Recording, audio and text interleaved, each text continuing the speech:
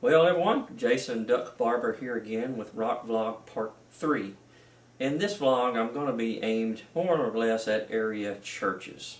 First, a little disclaimer, I am a member of the Unionville Fire Department and Calvary Baptist Church. However, this vlog does not represent their views. Why would I do a vlog about churches? Well, it's like this. Disappointment and discouragement. For 4 years now, I have adamantly pursued this Rewarding Our Kids program, in which I felt like area churches could really get behind. Why would I say that? Well, first off, look at the genre of music. Out of all the genres of music out there, we have chose and stuck with the Christian-based music. Also, it's clean, it's positive, it's inspirational, and it's something that I feel youth could really get a hold of as well as adults. Yet another reason I felt like churches should get behind it. Why do churches not get behind it? I wished I could answer that. I don't quite understand it and probably never will. I've been told that area churches probably are not supporting this event is because they feel like God is not being represented in the correct way, or the gospel is not specifically being shared.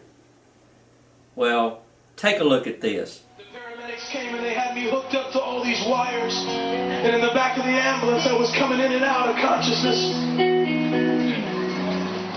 and then I felt this power that I couldn't explain to you if they gave me all the time in the world, and I knew that God was with me, and I said, Jesus, I don't even know how all this works. I don't even know how to pray. But I give my life to you tonight. About last year, I got diagnosed with a brain tumor, and I was just like, well, this puts a bummer on life. Well, it's just kind of making me go blind, and so far it's stable, but heck, it could move at any time, and I could go blind in seconds. It's just scary, but I know I got my amazing family and friends, and I got God with me, and I'm going to be okay. Alexis, if you was to have to tell all of these youth out here what gets you through the things that you have to go through each and every day, what is that one thing? That one thing is God. He's always there for me, and I should always be there for Him. And there's a verse that I want to share with you that never really made sense to me. And so I pray that tonight that God's going to make it make sense for all of us. And it says, this is from 1 John chapter 4, it says, God is love. He that lives in love lives in God, and God lives in him. This kind of love has no fear, because perfect love expels all fear.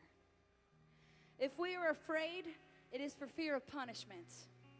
And this shows that we have not fully experienced God's perfect love.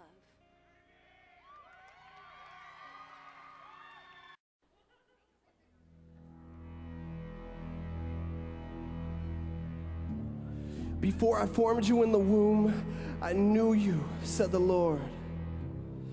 From the meaningless dust of a meaningless earth, he formed a shell, flawless and beautiful, to hold his most precious creation, you. And here's the thing about God. You see, he is perfectly just.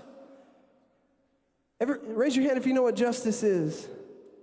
Justice is balance. Justice is the right thing being done. Justice is just when something goes wrong, something right weighs it out. There are choices and consequences. Now, after seeing that, how can any church argue as how God is being represented in this event? He's being represented in testimony and in Scripture. He's been represented in many different ways within this event. The way I've always been taught, we're supposed to go out in the community and share the gospel and reach the lost. This is what this event has been for the last 3 years. 3 years now. there's not many Christian events of this status that can say that they've lasted this long in our area. As a matter of fact, there's not many events, period, that can say they've lasted this long, us coming up on our 4th year. Yes, we've had some churches who have supported us, and you know who you are, and we dearly appreciate that, and we hope that continues. But what do we do to get churches involved? I wished I knew that. Everybody has their ideas, but nobody wants to do anything about it.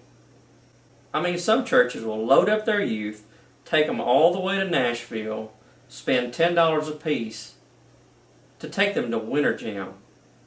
But they won't even darken the door of a free youth event and only $5 for adults right here in their back door. So the way I understand it, we're supposed to get out in the community and share the gospel. Okay, here's where we're going this year. We are trying our best to get churches involved. I know you contribute to other charities and other missions, and that's great. We want you to continue that. However, this is one event that we're making it interactive, meaning you can actually come out and participate, be a part of it, be seen. So Saturday, September the 24th, at the Bedford County Ag Center, we're doing a big event, meaning not just the concert we've been doing, but we're also make this into a festival where there's going to be a craft fair, a cruise-in, bike rally, food booths, and many other things to not only draw in youth, but adults as well. So this is how you can get plugged in. For $100, your church can come out and set up a booth, promote your church, share your ministries, invite people to your church, and heavens forbid you might actually minister to somebody while you're there. Where else can you do that this close to home, out in the community? We're taking our bands and our music and feeding the youth. We're just asking for you to help us set the table. How can you feed youth and even adults if you can't get them to even come to the table to be fed? But we're giving you an opportunity. I understand some of you may say, well, we've not heard of this. We've not seen this. We don't know anything about this event.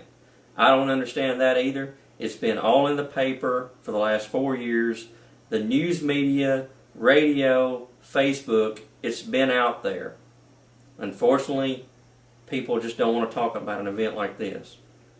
So here's your opportunity to share it with your church and get involved. This is probably going to be our last-ditch effort to get churches involved. I don't know what more we need to do.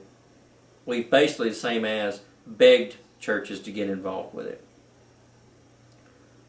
So if you'd like to know more, by all means, contact me. Email us at rewardingourkids@hotmail.com. We're on Facebook. Check us out. Send me a message. I don't care. I'll be more than glad to share more about this event. Just to let you know, over the last few months, I've spoken to about 25 representatives from different churches around. And so far this year, we only have 3 churches who have committed to be a part of this event. That is Calvary Baptist Church, Midland Heights Baptist Church, and Living Waters Church in Manchester.